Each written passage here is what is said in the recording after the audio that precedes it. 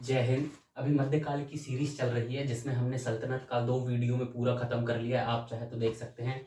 और इसके बाद हम स्टार्ट करने वाले हैं विजयनगर और बहमनी साम्राज्य। तो इसको समझने से पहले आप एक पृष्ठभूमि समझ लीजिए। मध्यकाल में ना 4 प्रमुख राजवंशों का समय था। उत्तर उत्तर भारत में सल्तनत काल, और उसके बाद आ गया मुगल काल, और दक्षिण भारत में पहले आ गया विजयनगर, और मध्य भारत में उसके बाद आ गया बहमनी। तो हुआ ये था कि मध्यकाल शुरू होता है 1000 से 1200 ईस्वी से।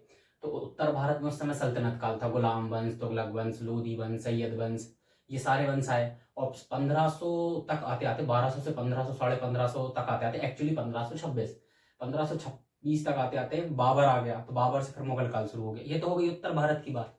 पर उसी समय दक्षिण भारत में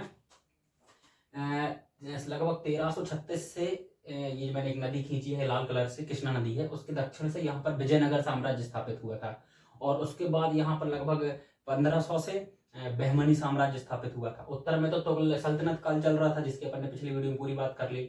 और उसके बाद इस उत्तरी भारत में मुगल काल आ गया था।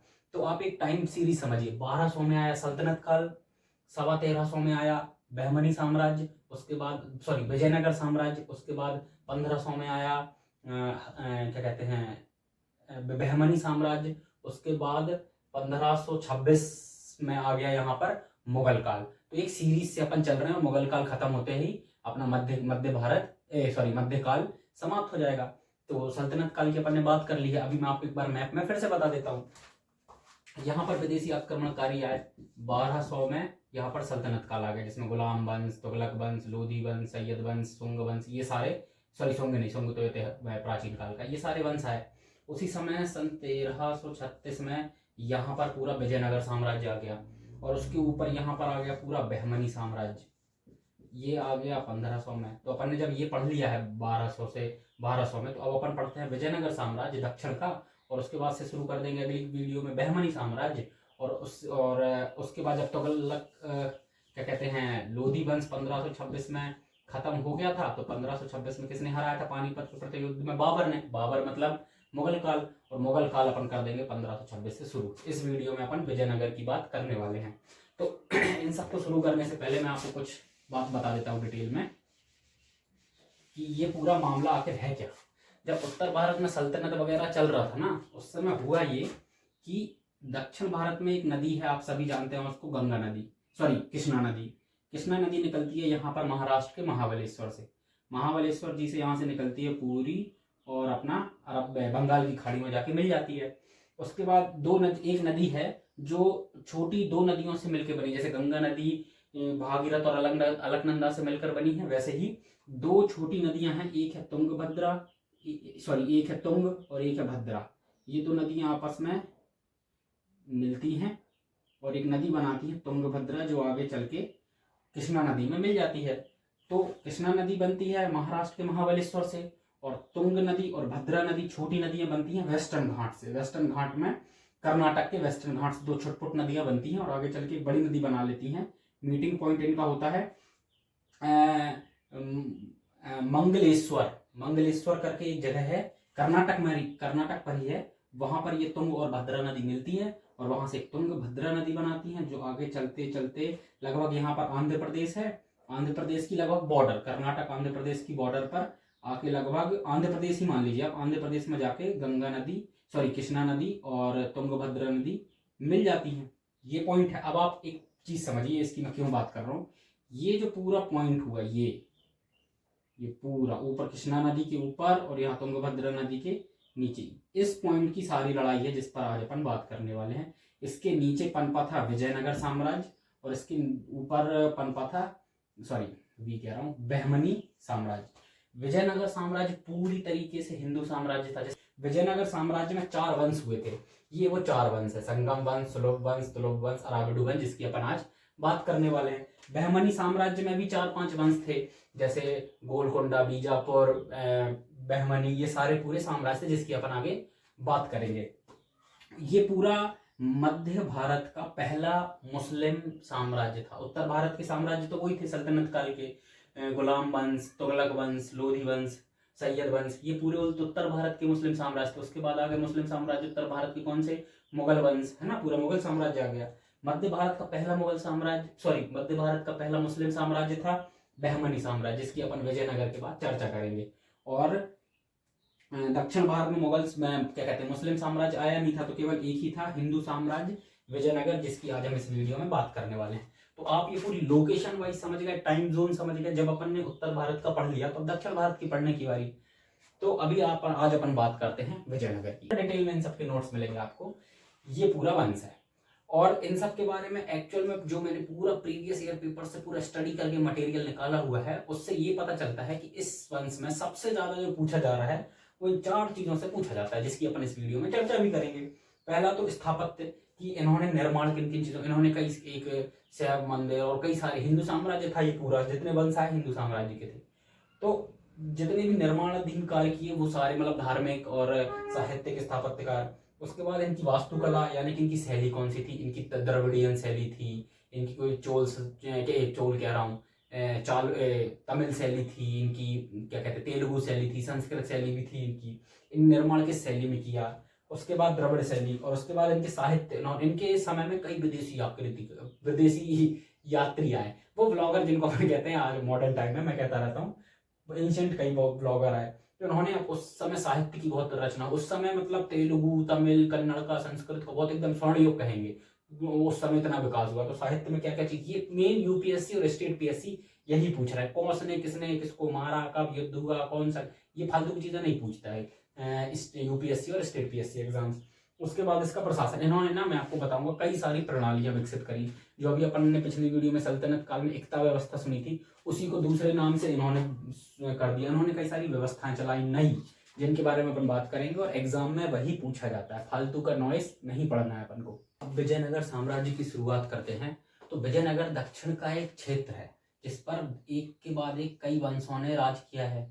तो विजयनगर साम्राज्य के अंदर कई वंश आते हैं, जो कि 4 मेन वंश आते हैं। आपने यहाँ पर बनी उस तालिका में टेबल में देख लिया है, उस टेबल को आप अपने नोट्स में बना जरूर लीजिएगा, जब रिवीजन करते टाइम आसानी पड़ेगी। तो हुआ ये कि आंध्र प्रदेश, उत्तरी आंध्र प्रदेश में वारंगल आज भी एक जगह है, तब भी थी, वारंगल एक साम्राज्य था छोटा सा, उस पर मोहम्मद बिन तुगलक सल्तनत काल का, उसने आक्रमण किया। तो वारंगल के कातिकी उस समय के राजा थे, तो कातिकी के पर आक्रमण करके सबको ले गया वो एमबीटी अपने पास, और उन सबको इस्लाम परिवर्तित करवा दिया, इस्लाम धर्म में परिवर्तन करवा दिया। कातिकी तो मर गए क्योंकि राजा था, उसको मार दिया धर्म परिवर्तन करवा के। उसके बाद वारंगल के यहाँ पर, ये वारंगल के कातिकी के यहाँ पर 2 सामंत थे, हरिहर और बुक्का, ये बड़े भाई छोटे भाई थे, हरिहर बड़ा भाई था, बुक्का छोटा भाई था। तो इन दोनों को, जो कि वारंगल साम्राज्य में सामंत थे, इनको भी अपने साथ एमबीटी ले गया था और इनको भी धर्म परिवर्तन करवा दिया था। तो कुछ दिन तो ये कैद में रहे, उसके बाद वहां से भागे तो लौट के अपने क्षेत्र पर फिर आए, लौटते लौटते दौड़ते दौड़ते। तो और जो युद्ध हुआ था जिसमें पूरा कातकी और वारंगल साम्राज्य को हराकर एमबीटी अपने साथ ले गया था, वो था कामपिल्य युग, एक कामपिल्य युद्ध। तो कामपिल्य में एमबीटी की विजय हुई और इन सबका धर्म परिवर्तन करवा दिया। धर्म परिवर्तन करवाने के बाद हरिहर और बुक्का भाग के लौट के उनको एक गुरु मिले, कौन से, उनको विद्यारण्य गुरु मिले, उनसे इनने दीक्षा ली और फिर से अपने हिंदू धर्म में वापस आ गए। और उसके बाद दौड़ के दक्षिण में आए, आंध्र प्रदेश में था वारंगल, तो लौट के तमिलनाडु, उत्तरी तमिलनाडु तरफ आए, कर्नाटक के बीच में अनेगोंडी आए, जिसको आज अपन वर्तमान में विजयनगर कहते हैं, और जिस पर विजयनगर साम्राज्य अपन पढ़ रहे हैं। अनेगोंडी आकर इन्होंने अपने नए साम्राज्य की स्थापना करी, जिसको आज अपन विजयनगर साम्राज्य पढ़ते हैं। और यह पहला वंश था विजयनगर साम्राज्य का, जिसकी स्थापना हरिहर बुक्का ने करी, और उस वंश को इन्होंने नाम दिया संगम वंश, क्योंकि संगम इनके पिता का नाम था, तो अपने पिता के नाम पर संगम वंश इन्होंने नाम दे दिया। और इसकी राजधानी क्या बनाई, अनेगोंडी पुराना नाम था, जो आज वर्तमान नाम है विजयनगर। आपको यही कहीं स्लाइड में फोटोज भी दिखेंगी। विजयनगर की इन्होंने स्थापना कर दी। अब स्थापना कर दी, आसपास के कुछ क्षेत्र रखे थे, और सामंत थे इस अनेगोंडी साइड के, तो इनके पास प्रजा सेना थोड़ी बहुत थी उस समय पे। तो उसके बाद हरिहर, जो कि बड़ा भाई था, उसने क्या किया, उसने सबसे पहले कर्नाटक के होयसल क्षेत्र को जीता, आज भी होयसल क्षेत्र है, होयसल क्षेत्र को जीता, अपना साम्राज्य थोड़ा ठीक किया। तुंगभद्रा, उत्तर में जो तुंगभद्रा नदी है वहां तक पहुंचा। विजयनगर साम्राज्य, ये जो 4 वंश है ना, ये कभी भी ऊपर की तुंगभद्रा नदी कर्नाटक से जो निकलती है और नीचे के तमिलनाडु और श्रीलंका तक, इसके आगे नहीं रहे, इतने में ही रहे। तो सबसे पहले संगम वंश में होयसल ने कर्नाटक को जीत लिया, और ये कभी उत्तर पर आक्रमण नहीं करता था, केवल दक्षिण दक्षिण तक करता था। उत्तर में भी गया तो बस विजयनगर के हल्का सा ऊपर होयसल था, वहां तक जीत के वापस आ गया, और ऊपर नहीं गया, क्योंकि और ऊपर कौन था, MBT मोहम्मद बिन तुगलक, वो फिर बाल बना देता है, इनकी दाढ़ी बना देता, अभी मुस्लिम में कन्वर्ट कर देता है, इस्लाम में। तो ये दक्षिण में ही इन्होंने सारे युद्ध लड़े। हरिहर ने जीता ये वाला हिस्सा होयसल, और उसके बाद आ जाते हैं बुक्का ने। बुक्का ने सबसे पहले तो अपन बात करें मदुरई जीता, जो कि तेलंगाना में है आज। मदुरई को जीता और अपना बेटा ले गया था ये सेनापति बना के, कंपन, इसके बेटे का नाम था कंपन। सेनापति बना के ले गया, और ये जो मदुरई युद्ध जीता, इस युद्ध की हमें कहीं से जानकारी मिलती है, तब तो मैं आपको पढ़ा पा रहा हूँ। इस युद्ध की जानकारी मिलती है मदुरई विजयम नामक एक पुस्तक से, और इस पुस्तक को लिखा किसने, ये जो कंपन है, बुक्का का बेटा, उसकी पत्नी ने लिखा है, ये कंपन की वाइफ ने लिखा है कंपन विजयम, जिसमें कंपन सेनापति था और बुक्का गया था मदुरई जीतने। मदुरई जीत लिया मतलब तमिलनाडु जीत लिया। तमिलनाडु के बाद ये गया श्रीलंका। श्रीलंका में एक वंश है ताम्रपाणी वंश, उसको भी जीता, मतलब श्रीलंका तक इसका साम्राज्य हो गया था। तो मतलब ये ऊपर की तुंगभद्रा नदी से लेके नीचे श्रीलंका तक अब इनका साम्राज्य बना लिया हरिहर और बुक्का ने। ठीक, 336 ईस्वी से लेके। उसके बाद अपन बात कर लेते हैं किसकी, हाँ, तुंगभद्रा से श्रीलंका तक विस्तार हो गया, और इन्होंने चीन में एक अपना राजदूत भी भेजा था। ये चीजें तो यहाँ पर क्लियर हो गई। अब बुक्का हरिहर हो गया, बुक्का हो गया। बुक्का के बाद राजा बना कौन, हरिहर द्वितीय। हरिहर ये पहले हो गए अपने, ये हो गया हरिहर द्वितीय। हरिहर द्वितीय ने और चीजें जीत ली, कोच्चि जीत लिया तमिलनाडु का, मैसूर जीत लिया, त्रिचपल्ली जीत लिया, ये सारी चीजें जीत ली। और इसके समय, जो कि अब दक्षिण की सारी चीजें जीत ली इसने, इसके समय पर अब जो तुंगभद्रा तक इनका साम्राज्य पहुंच गया, इसके ऊपर साम्राज्य था क्या कहते हैं, इस्लामियों का साम्राज्य, जो हरिहर के समय पर मोहम्मद बिन तुगलक था। अब आगे चल के एक साम्राज्य आ गया था बहमनी, जिसकी अपन आगे बात करेंगे। बहमनी साम्राज्य तुंगभद्रा नदी के ऊपर पहुंच गया, जिसकी अपन ने भी पिछली स्लाइड में पूरी वो देखी थी, तुंगभद्रा नदी कहाँ थी, कृष्णा नदी ना कहाँ थी। तो बहमनी साम्राज्य से अब इसके युद्ध शुरू होने लग गए थे, इसके हरिहर द्वितीय के। पर हरिहर द्वितीय ने जो पहला युद्ध हुआ था वो जीत लिया, और उसको जीतने पे कौन कौन से 2 क्षेत्र मिल गए, गोवा, जो आज का गोवा है वो क्षेत्र मिल गया, और जो आज का बेलगांव है वो क्षेत्र मिल गया। ये दोनों क्षेत्र अभी फिर से किसके पास आ गए, विजयनगर के पास। ठीक है, तो विजयनगर का पूरा साम्राज्य देख रहे हो, पूरी कृष्णा तुंगभद्रा नदी, पूरा गोवा बेलगांव क्षेत्र, पूरा मैसूर, त्रिचपल्ली, कोटी, श्रीलंका, पूरा दक्षिण का क्षेत्र अभी विजयनगर के संगम वंश के पास आ गया। उसके बाद राजा बनता है कौन, कृष्णदेवराय कह रहा हूँ, देवराय प्रथम आए। देवराय प्रथम में इन्होंने फिरोज शाह बहमन, जो कि उत्तर के बहमन साम्राज्य का था, दक्कन वाले भाग का, फिरोज शाह बहमन से युद्ध किया, और ये भाई साहब हार गए। तो कुछ चीजें इनको करनी पड़ी, 3 चीजें इनको करनी पड़ी। हालांकि एग्जाम में कभी नहीं पूछा जाता ये युद्ध के बारे में, आगे अपन जो स्थापत्य कला की बात करेंगे ना वो पूछा जाता है। इनकी 3 चीजें क्या हुई जब ये फिरोज शाह बहमन से हार गए देवराय प्रथम। पहला तो इनको अपनी बेटी की शादी उससे करनी पड़ी, दूसरा इनको 10 लाख जुर्माना देना पड़ा, और तीसरा इनको दोआब के कुछ क्षेत्र देने पड़े अपने, कि आप इनसे टैक्स वसूल करना। और दोआब सबसे ज्यादा जरूरी चीज थी, क्योंकि दोआब में सबसे ज्यादा उपजाऊ जमीन थी, तो कर ज्यादा मिलता था। ठीक है, और उसके बाद इनकी सिंचाई के लिए इन्होंने तुंगभद्रा नदी पर एक बांधरी बनाया था। ठीक, उसके बाद इनके आए विदेशी यात्री। एक विदेशी यात्री इनके पास आया था, निकोलो कोंटी। ये मैंने लिखा गलत नहीं है, ये नाम ही यही है, इटली का निकोलो कोंटी। और इनके दरबार में कवि थे श्रीनाथ, जो कि तेलुगु भाषा के कवि थे, और यही कवि आगे चल के अगले राजा देवराय द्वितीय के दरबार में भी रहेंगे। उसके बाद इनके बेटा राजा बने, कृष्णदेव बार बार कह रहा हूँ, देवराय के बेटे बने देवराय सेकंड। ठीक, जैसे रॉबर्ट डॉनी, तो उनके बेटे बन गए Robert Downey junior, iron man अपने प्यारे से। उसके बाद देवराय द्वितीय का इनके तो कई उपनाम भी दिए, एक तो इनको इंद्र बोला गया, उसके बाद इनको गढ़ बैठकर बोला गया। गढ़ बैठकर मतलब होता है हाथियों का शिकारी करने वाला, शिकार करने वाला। गढ़ बैठकर। इससे अपन को पता चल रहा है कि साउथ में भी बहुत हाथी थे। ठीक, इनका साम्राज्य कहाँ तक था? 1426 से 1442 तक रहे ये। उसके बाद अब क्या कहते हैं, फारस से एक और टूरिस्ट आए, ब्लॉगर अब्दुल रज्जाक। ठीक, फारस से आए। उसके बाद मल्लिकार्जुन की बात करें, ये चाइना से आ गए। नाम याद रखिएगा, इस वंश से पूछे जाते हैं कि संगम वंश में या विजयनगर में कौन कौन से विदेशी यात्री भारत आए थे। ये मेंस में कई बार पूछा गया है, तो अपन ने कुछ याद रख लिए। ठीक है, एक तो निकोलो कोंटी याद रख लिया, एक अपन ने अब्दुल रज्जाक याद रख लिया, ये इटली से था, ये भाई साहब फारस से थे। और अगले आए अगले मल्लिकार्जुन, सॉरी मैं कुछ गलत कह गया हूँ, मल्लिकार्जुन चीनी यात्री नहीं था, चीनी यात्री महुआन था जो चीनी यात्री था। मल्लिकार्जुन देवराज द्वितीय के बाद राजा बने थे। ये स्टार लगे हैं ना, ये स्टार बस राजा के आगे लगे हैं, ये राजा थे। देवराज द्वितीय के बाद मल्लिकार्जुन राजा बने और उनके समय पर महुआन चीनी यात्री आया। चीन से इनके कई अच्छे संबंध थे। बुक्का को भी आप देखना, इन्होंने श्रीलंका तो जीता पर चीन में अपने एक राजदूत भी भेजा था, मतलब संबंध तो थोड़े ठीक ठाक थे। और उसके बाद मल्लिकार्जुन के बाद जो अंतिम राजा आया वो आया विरूपाक्ष।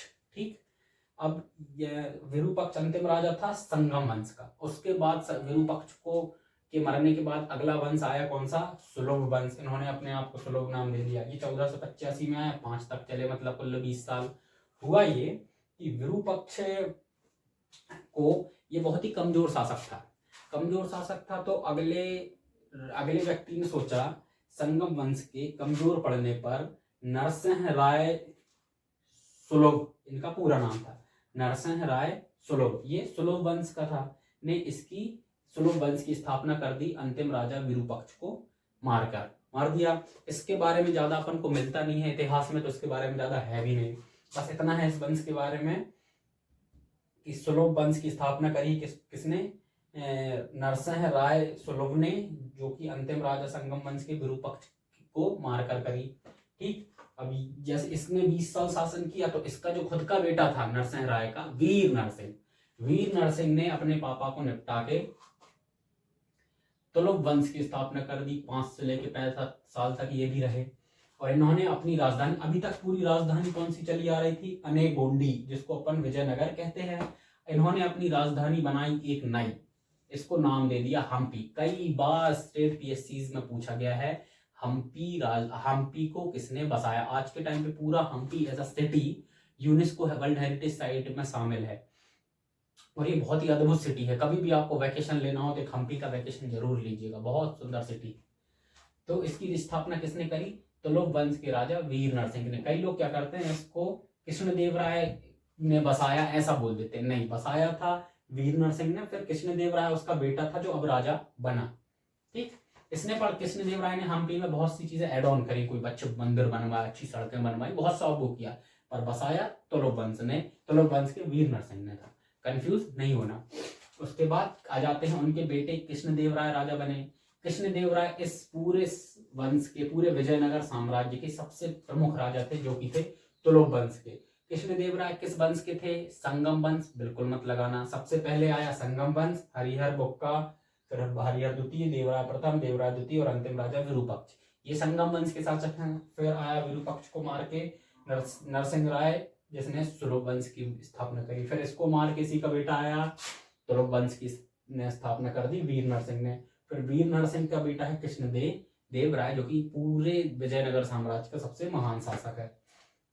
उसके बाद इसको कई उपाधियां मिली हैं, जैसे आंध्र भोज, आंध्र पितामह, मतलब ये इतना उपकारी रहा है, इसको दक्षिण का अकबर कहा जाता है।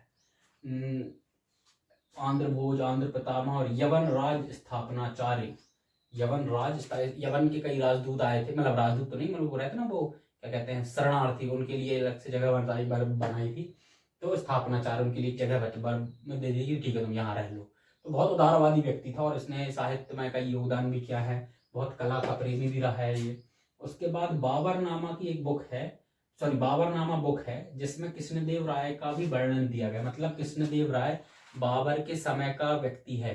ठीक है, मोहम्मद बिन तुगलक, हरिहर और बुक्का के समय का व्यक्ति है, तो कंफ्यूज नहीं होइएगा आप। कहाँ गया? हाँ, बाबरनामा में कृष्णदेव राय का वर्णन है, और उस बाबरनामा में कृष्णदेव राय को बहुत ही ज़्यादा शक्तिशाली राजा कहा गया है, ऐसा बाबरनामा में वर्णन मिलता है हमें। उसके बाद इसके समय पर एक विदेशी आक्रमणकारी कह रहा हूँ, विदेशी यात्री आया, ब्लॉगर, अनदर ब्लॉगर आ गया, डोमिगोस। हाँ, मैंने गलत नाम नहीं लिखा है, सही नाम है वो। इसको डोमिगो या डोमिगोस कहते हैं, वो एस साइलेंट वाला हो जाता है कभी कभी। तो डोमिगो या डोमिगोस पायस ये पूरा इसका नाम है, और ये पोर्चुगल से आया था, पुर्तगाल से, ठीक है। और उसके बाद कृष्णदेव राय की सबसे बड़ी चीज ये रही कि उसने चांदी के सिक्के चलवाए, चांदी के सिक्के चलवाए। और ये बड़ी बात नहीं है, तो कईयों ने सोने के भी चलवाए, पर उन चांदी के सिक्कों को ये रुपया कहता था, रुपया। और वो रुपया एक्चुअल में जो अपन जो यूज करते हैं ना, सिक्का जो रुपया अपन यूज करते हैं, उसकी नींव माना जाता है कि उसी को आधार बना के फिर आजादी के समय और आजादी के पहले से जो सिक्का चलता था, वो इसी के बेस पर अपन ने बनाया था, ठीक है। मतलब वो आधुनिक काल तक चला, मैं ये कहने की कोशिश कर रहा हूँ। इसलिए इसको पूछा जाता है कि आधुनिक सिक्कों का आधार किसके राज्य के सिक्के से करी जाती है, तो वो कृष्णदेव राय के समय के चांदी के सिक्के से करी जाती है, कई बार पूछा गया है। उसके बाद कृष्णदेव राय ने बहुत सुप्रसिद्ध विट्ठल भवन बनाया, विट्ठल मंदिर बनाया, जो कि काफी सुप्रसिद्ध मंदिर, आप जाके इसको देखिएगा, बहुत ही भव्य मंदिर है ये। उसके बाद विरूपक्ष मंदिर बनाया। अच्छा, ये विट्ठल भवन में 56 संगीतों का वो ऐसा उकेरा हुआ लिखा हुआ पूरा उसकी दीवारों पर। उसके बाद इसने विरूपक्ष मंदिर की स्थापना करी। कृष्णदेव राय के पास अष्ट दिग्गजों का समूह था, जैसे नवरत्न होते हैं ना, विक्रमादित्य के पास थे, अकबर के पास थे, वैसे ही इसके पास अष्ट दिग्गजों का समूह था। इसके दरबार में 8 महान तेलुगु विद्वान थे, विद्वान कह लो, उनमें से कुछ महान कवि थे। इन सब का पूरा एक समूह था जिसको अष्ट दिग्गज कहा जाता है। यूपीएससी और स्टेट पीएससी में बहुत बार पूछा गया है। उसके बाद इसकी प्रशासनिक व्यवस्था, इसके सामने तो आप समझ लीजिए मोस्ट आईएमपी लगा लीजिए, मोस्ट आईएमपी। कृष्णदेव राय की प्रशासनिक व्यवस्था समझ लीजिए पूछी ही जाती है। अगर संगम वंश से या क्या कहते हैं, सॉरी, विजयनगर साम्राज्य से प्रश्न आना है, तो 50% चांसेस हैं कि केवल इसकी प्रशासनिक व्यवस्था से क्वेश्चन आ जाए, 50% चांसेस है कि फिर कहीं से भी क्वेश्चन आ जाए, कुछ भी ऊट पटांग उठा के दे दे वो, है ना। तो ये बहुत आईएमपी है। क्यों आईएमपी है देख लेते हैं। सबसे पहले तो इसकी न्यायकार प्रणाली। न्यायकार प्रणाली क्या होती है, अपन ने इसके पहले की वीडियो में सल्तनत काल पढ़ा है। सल्तनत काल में अलाउद्दीन खिलजी की एक व्यवस्था आई थी, क्या, एकता व्यवस्था। एकता व्यवस्था क्या होती थी कि अधिकारियों को, सैनिक अधिकारियों को, प्रशासनिक अधिकारियों को वेतन देने की बजाय भूमि का एक हिस्सा दे देते थे। दक्षिण में यही प्रथा कृष्णदेव राय ने प्रारंभ करी। क्या, एकता व्यवस्था का दक्षिण स्वरूप कहा जाता है, मतलब वेतन के बदले भूमि का हिस्सा दे देते थे, मतलब एकता दे देते थे। और वही चीज दक्षिण में क्या बोली जाती थी कि अमरम दे दिया है इसको, जो भूमि देते थे उस भूमि को कहते थे उत्तर में एकता और दक्षिण में अमरम। इसको याद करिएगा। 3 नंबर में तो सेपरेट ये न्यायकार प्रणाली पूछ ली जाती है, और प्रशासन व्यवस्था में ये सब चीजें आपको लिखनी पड़ेंगी। सब चीज एक ही जगह में दे देता हूँ। अगली चीज है, बहुत आईएमपी शॉर्ट में पूछी जाती है, ऑब्जेक्टिव में पूछी जाती है, 3 नंबर के जो यूपीएससी के 2 नंबर के क्वेश्चन आते हैं उनमें पूछी जाती है, आयंगर व्यवस्था। आयंगर व्यवस्था क्या होती है कि ग्रामीण प्रशासन के लिए इसने 12 अधिकारियों को नियुक्त किया था, इनको आयंगर कहते थे। और यह प्रथा ऐसी बनाई थी इसने कि ये वंशानुगत चले। वंशानुगत कोई चीज चलती है ना, मतलब एक बार आयंगर नियुक्त हो गए 12, तो उनके बेटे वो आयंगर बनेंगे, फिर उनके बेटे आयंगर बनेंगे, ऐसा योग्यता के आधार पर पद नहीं बांटे थे इसने। तो ग्रामीण प्रशासन इसका था तो बहुत जबरदस्त जब इसने पहली बार आयंगर बनाए थे, पर धीरे धीरे ये व्यवस्था, आयंगर व्यवस्था खराब होती चली, क्योंकि वंश के आधार पर लोग नियुक्त होते गए, तो प्रतिभा हो या ना हो आयंगर तो बनना ही है। उनको भ्रष्टाचार भी बहुत आ गया था इनमें। तो ग्रामीण, याद रखिएगा, ग्रामीण प्रशासन के लिए है, ये पूरे राज्य के प्रशासन के लिए नहीं है, लेकिन ये एकता व्यवस्था पूरे केंद्रीय प्रशासन के लिए है, याद रखिएगा इसको। और ये बहुत बार पूछ ली, 6-7 बार पूछ ली ये पिछले 10 सालों में, मोस्ट आईएमपी चीज है। लॉन्ग में प्रशासनिक व्यवस्था में ये 2 चीजें लिखिए, या फिर शॉर्ट में ये या ये पूछ ली जाती है, आयंगर या नायकार। अगला देख लेते हैं राजस्व। राजस्व कर कितना लेता था ये, 1/6 या 1/6 हिस्सा, लगभग 15 से 17-18% लेता था। उसके बाद एक दाग व्यवस्था शुरू करी। ये दाग व्यवस्था अलाउद्दीन खिलजी ने भी शुरू करी थी। क्या कहते हैं, घोड़ों पर दाग लगा देना, जिससे कि खराब नस्ल के घोड़े ना आ पाए सेना में, कोई दूसरा घोड़ा ना आ पाए। और उसके बाद उसने एक मुखौटा या वो प्रथा शुरू करी थी, जिससे निशान वगैरह पता चल जाते थे, सैनिकों के बॉडी के निशान, पेंटिंग ड्राइंग वगैरह पता कर लेते थे, जिससे कि कोई क्या कहते हैं गुप्तचर तो नहीं घुस रहा दूसरी राज्य का, वैसी चीज़ है। सेम चीज़ इसने करी कि दाग चेहरा व्यवस्था, मतलब इसने ये केवल सैनिकों के लिए करी थी कि सैनिकों के किसी भी चेहरे के दाग निशान को पॉइंट आउट करके उसकी पहचान करी जाती थी, कल को कोई दूसरा व्यक्ति सेना में ना घुस जाए, गुप्तचर ना घुस जाए, विद्रोही ना घुस जाए, उसके लिए। ठीक है। और उसके बाद अच्छा एक चीज और, यूपीएससी में क्वेश्चन पूछा गया था कि नायकार व्यवस्था और एकता व्यवस्था में क्या समानता है, तो ये चीज आपको पता होनी चाहिए, एकता व्यवस्था और नायकार व्यवस्था, इसलिए मैंने यहाँ लिख दी। अगले देखते हैं अतिरिक्त कर। अतिरिक्त कर क्या लिखता था, ये जरीवाना और महिसान कर लेता था अतिरिक्त कर। उसके बाद इसने एक कर खत्म किया था, मैं आपको बता दूं कि विवाह कर लगता था इसके समय पर, क्या कहते हैं कृष्णदेव राय के समय पर, उसने वो खत्म किया था विवाह करने पर। ठीक है। उसके बाद एक है अथावन। अथावन किसको कहते थे, राजस्व विभाग को, ये पूछा गया है यूपीपीएससी यूपीपीसीएस में। अथावन क्या है, राजस्व विभाग है। उसके बाद अगली चीज अपन देख लेते हैं साहित्य। साहित्य में ये साहित्य का स्वर्ण, तेलुगु साहित्य का स्वर्ण युग कहा जाता है कृष्णदेव राय के समय को, याद रखिएगा। उसके बाद साहित्य में इसके समय तेलुगु साहित्य का सर्वाधिक विकास हुआ। इसकी बुक की बात कर लेते हैं। इसकी एक बुक इसने खुद लिखी थी, अमुक्त माल्याद। अमुक्त माल्याद इसने बुक लिखी थी, जो कि राज व्यवस्था के ऊपर लिखी थी, इसने खुद ने लिखी थी कृष्णदेव राय ने। उसके बाद इसने एक बुक और लिखी थी, जाम्बवती कल्याणम। जी हाँ, ये मैंने लिखा गलत नहीं है, वर्ड ही ऐसा है, जाम्बवती कल्याणम। ये बुक इसने स्वयं ने लिखी थी और संस्कृत भाषा में इसने ये बुक लिखी थी। उसके बाद एक यहाँ इस समय का एक नाटक बहुत प्रसिद्ध होता था, यक्षगान। यक्षगान वो कृष्णदेव राय के समय का, यक्ष प्रश्न पूछते हैं, वो मिलिंद पन्नू की वो पुस्तक है ना, उसी के जैसा कि यक्ष प्रश्न पूछते हैं और एक राजा इनके उत्तर देता है। ये संगीतमय नाटक होता था, मतलब एक हिसाब से तमिल भाषा का रैप, यो यो यो ऐसा वाला। उसके बाद अगला एक नाटक है बोम लाट, ये छाया नाटक है। छाया नाटक मतलब आप समझते, जैसे फॉर एग्जाम्पल मेरे पीछे ये बोर्ड ना हो के पर्दा होता, हाँ पर्दा होता, और उसके पीछे एक बहुत बड़ी लाइट लगी होती जो पर्दे की तरफ आती है ना, और यहाँ आप लोग जैसे आप अभी फोन में देख रहे हैं, वहां आप लोग बैठे हैं, मैं इस पर्दे के पीछे डांस करूं और मेरे पीछे लाइट जले तो पर्दे पे मेरी छाया दिखेगी, उसी को कहते थे छाया नाटक।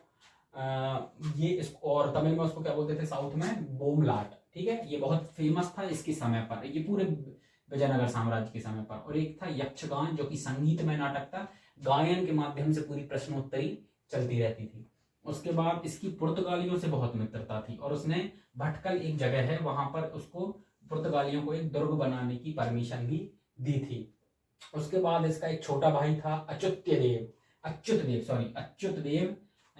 देव राय, इसका भाई था जो राजा बना। ये ज्यादा समय तक चला नहीं, पर इसके समय पर एक विदेशी यात्री आया था नन्नूक, इसको याद रखिएगा। 4-5 विदेशी यात्री आए हैं, पुर्तगाल से आए, एक फारस से आया है। उसके बाद एक ये भी पुर्तगाल, ये भी पी मतलब पुर्तगाल से ही है, और ये घोड़े का व्यापारी था, ये यात्री तो था ही, पर ये घोड़े का व्यापारी था, तो घोड़े बेचने आया होगा, तो यात्रा के लिए लंबा रुक गया, तो ये अपने इतिहास में अपन ने पढ़ लिया इसको।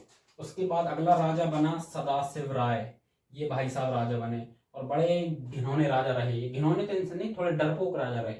डरपोक राजा कैसे, इसके समय पर विजयनगर साम्राज्य दक्षिण का साम्राज्य है, और मैंने मध्य में बताया था बहमनी साम्राज्य था, तो बहमनी साम्राज्य ने और विजयनगर साम्राज्य के बीच में युद्ध छिड़ गया। उस समय राजा थे तालीकोटा कह रहा हूँ, सदाशिव राय उस समय राजा थे। तो ये एक जगह भाग गए, जो युद्ध के नाम सुन के, पेनकोंडा है ना, पेनकोंडा ये सदाशिव राय भाग गए। उस समय के जो प्रधानमंत्री कह लो, सेना के प्रमुख, मतलब मेन शक्ति इन्हीं के पास थी, राजा तो डरपोक था, मेन शक्ति पास थी किसके, राम राय के पास। तो उस समय फिर ये युद्ध हुआ विजयनगर और बहमनी साम्राज्य के बीच, वो किसने पूरा संभाला, उसकी बागडोर किसने संभाली, राम राय ने। उस समय राजा कौन थे, सदाशिव राय। ये भाग कहाँ गए थे, पेनकोंडा, याद रखिएगा। राजा ये थे, पर युद्ध लड़ने कौन गए, राम राय। अब इन्होंने पूरी सेना तैयार करी राम राय ने, और उस युद्ध को कहते हैं तालीकोटा का युद्ध, या फिर राक्षस तंगड़ी युद्ध, या फिर बन्नी हट्टी का युद्ध। ये तीनों नाम से सवाल आए हैं किसी न किसी स्टेट पीएससी में और यूपीएससी में, तो पूछा ही है ऑब्वियसली। उसके बाद तालीकोटा, और इसका आप कंफ्यूज नहीं होएगा, राम राय ने इसकी अगुवाई करी थी, पर उस समय राजा था सदाशिव राय, जो युद्ध में था नहीं, युद्ध के पहले ही पेनकोंडा भाग गया था। और इस पूरे युद्ध का वर्णन की जानकारी हमें कहाँ से मिलती है, युद्ध में क्या हुआ, युद्ध के बाद क्या हुआ, अरे बड़ी बुरी स्थिति हुई थी विजयनगर इसमें हार गया था। इसका वर्णन हमें मिलता है सीजर फ्रेडरिक, ये भी पुर्तगाली था, और इसने पूरी कथा अपनी यात्रा का वर्णन में इसने पूरा विजयनगर बहमनी के युद्ध के बारे में लिखा है, सीजर फ्रेडरिक ने, जिससे हमें इस युद्ध के और इस युद्ध के बाद में विजयनगर का क्या हाल किया बहमनी के राजाओं ने, वो उसकी बात करते हैं। तो बहमनी से 5 स्वतंत्र राज्य थे, वो लड़ रहे थे, मतलब एक तरफ बहमनी साम्राज्य के 5 राज्य और एक तरफ पूरा विजयनगर, जिसकी अगुवाई, जिसको हेड कौन कर रहा था, लीड कौन कर रहा था, राम राय। ठीक, तो बहमनी के 5 राज्य कौन से थे, बहमनी के थे, पहला था बीजापुर, दूसरा था गोलकुंडा, तीसरा था अहमदनगर, चौथा था बीदर और 5वां था बरार। ये 5 राज्य मिलकर, कहते हैं बरार ने बहुत आगे आकर इस हिस्से में इस युद्ध में भाग नहीं लिया, पर इतिहास के अनुसार 5 राज्य ने इस युद्ध में भाग लिया है। इसने ज्यादा नहीं लिया, पिछतर रहा है, थोड़ा आगे नहीं आया।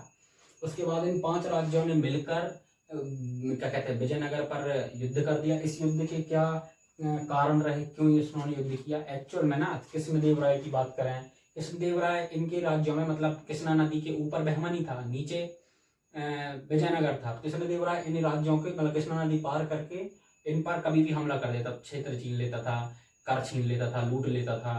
और कृष्णा नदी और तुंगभद्रा नदी बहुत मेन पॉइंट थी कर के नजरिए से, क्योंकि टैक्स बहुत आता था, क्योंकि भूमि बहुत उपजाऊ थी। और जो इस क्षेत्र को जीत ले, वो उस समय पर पॉलिटिकल पावर उसके पास होती थी। जैसे नॉर्थ में दिल्ली जो जीत ले, उसके पास पॉलिटिकल पावर हो जाती थी मिडिवल टाइम में। तो इन लोगों ने और इन लोगों को वो आपस में लड़वाता भी था, जैसे ये अच्युत देव राय हो गया, कृष्ण देव राय, इन लोगों को आपस में बीच में लड़वा देता था। ये लोग यूनाइटेड हुए, बहमनी के 5 राज्य, और मिलके पूरा विजयनगर साम्राज्य की ऐसी तैसी कर दी। तो इसमें विजयनगर की तो हार हुई, और पूरा विजयनगर की हार हुई, जिससे बहमनी के इन राज्यों का, पहली बात तो क्या हुआ, पूरा कृष्णा और तुंगभद्रा के दोआब पर अधिकार हो गया, पूरा इनने क्षेत्र जीत लिया। कृष्णा तुंगभद्रा का दोआब ऐसा था, कर तो मिलता ही था, अब वो नॉर्थ साउथ आने जाने का रास्ता था, और साउथ और नॉर्थ, मतलब मिडिल, नॉर्थ साउथ कह रहा हूँ, मिडिल और साउथ आने जाने का रास्ता था, और मिडिल और साउथ के बीच में एक बहुत बड़ी पहाड़ी थी वो। तो उस पहाड़ी पे जिसका राज हो जाए ना, उस पर वो मिडिल में भी देख सकता था और साउथ में भी देख सकता था, मतलब अधिकार हो जाता था, जिसका इस पर अधिकार हो गया, वो आसपास के क्षेत्रों पे बहुत अच्छी नजर रख सकता था। और आजू बाजू जाने का, ऊपर नीचे आने का रास्ता भी वही था, दक्कन से लेके दक्षिण तक। तो इन 5 राज्यों का इस पर कब्जा हो गया। और दूसरी चीज क्या हुई, विजयनगर को इन्होंने बहुत बुरी तरीके से लूटा, जिसका वर्णन कौन करता है, सीजर फ्रेडरिक, पुर्तगाल का। इसने कहा है कि पूरा मंदिर लूट लिया, तहस नहस कर लिया, महिलाओं बच्चों के साथ बुरे अत्याचार किए, पूरा जहां जो चीज मिल रही थी सब लूट के ले जा रहे थे। और ये सारे 5 राज्य थे भी वो इस्लामिक मध्यकाल का, मध्य भारत का पहला इस्लामिक साम्राज्य बहमनी ही था। तो ये सारे मुस्लिम शासक थे। इन्होंने आक्रमणकारियों का तो आपको पता ही है, ये मुस्लिम आक्रमणकारियों का अपन पूरा इतिहास से पढ़ते आ रहे हैं मध्यकाल से।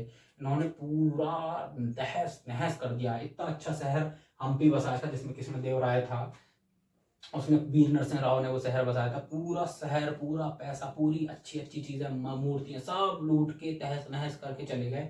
इसका वर्णन सीजर फ्रेडरिक की पूरी यात्रा वृतांत में मिलता है। उसके बाद जब ये पूरा तहस नहस हो गया, तो जहां पर ये राजा भागा था ना, सदाशिव राय, इसकी समय पर युद्ध होना था, तो वहीं पर गया कौन, तिरुमल गया, और वहां पर उसने अराविडु वंश की स्थापना करी 1570 में, 1570 से 46। और सदाशिव राय जो वहां पर भाग के गया था, उसको मारा, और उसको मारकर अराविडु वंश की स्थापना कर दी। ये कहाँ तक था, ये तुलुक वंश का तक था। उसके बाद अराविडु वंश की स्थापना करी तिरुमल ने सदाशिव राय को मारकर, और जो पेनकोंडा भागा था, तो उसी पेनकोंडा को अपनी राजधानी ये बना लेता है। ठीक है, पेनकोंडा को राजधानी बनाई। इसके बाद 1-2 शासक चले, उसके बाद आया कौन, किसका नंबर, अंतिम शासक। और ये धीरे धीरे कमजोरी होते गए, क्योंकि अब पूरे विजयनगर पर बहमनी राजाओं का कब्जा हो गया। थोड़ा सा विजयनगर का ये हिस्सा, सॉरी पेनकोंडा का हिस्सा इनको छोड़ा और वो भी धीरे धीरे छीन लिया। तो अंतिम राजा वेंकट द्वितीय तक आते आते वो भी इन राज्यों के अगले राजवंशों ने छीन लिया और इसको अपनी राजधानी परिवर्तित करनी पड़ी चंद्रगिरी, और कुछ समय बाद ये वहां पर से मर गया। तो यहाँ पर पूरा संगम वंश, फिर सुलभ वंश, फिर तुलुप वंश और फिर ये अराविडु वंश, इनका खात्मा हो जाता है। यहाँ पर विजयनगर साम्राज्य पूरा खत्म। अगली वीडियो में हम बहमनी साम्राज्य देखेंगे जो कि 1400 ईस्वी के आसपास विकसित हुआ था। ये हुआ था 1356 में। तो बहमनी साम्राज्य की पूरी स्टोरी देखेंगे जो कि तुंगभद्रा और कृष्णा नदी के ऊपर बसा था मध्य भारत में, मतलब दक्कन क्षेत्र में, दक्कन के पठार के क्षेत्र में। और ये पहला मध्य भारत का और मध्यकाल का पहला मुस्लिम साम्राज्य था जो मध्य भारत पर बसा, बहमनी साम्राज्य, जिसकी अपन कल चर्चा करेंगे कैसे इन 5 क्षेत्रों में बटा और पूरा सब कुछ कौन किसके वंश का था, सबकी चर्चा करेंगे। आई होप आपको विजयनगर की एक सिंगल वीडियो में सब समझ में आ गया होगा कि यूपीएससी और स्टेट पीएससी एग्जाम को केवल पॉइंट आउट करके ये चैनल डेडिकेटेड है। अगर आप चाहते हैं कि मैं ऐसे ही और चैनल बनाऊं तो एक तो चैनल को सब्सक्राइब कर लीजिए, दूसरा जो भी नोट्स के मामले में भटक रहा है कि मुझे ये नोट्स भी ले लूँ, वो नोट्स भी ले लूँ, नोट्स मैटर नहीं करते हैं। आप इस चैनल पर आइए, आपको कंप्लीट मैं 10 जगहों से नोट्स कलेक्ट करके एआई का यूज़ करके सब चीज़ों से मैं आपके लिए फाइन नोट्स बनाता हूँ।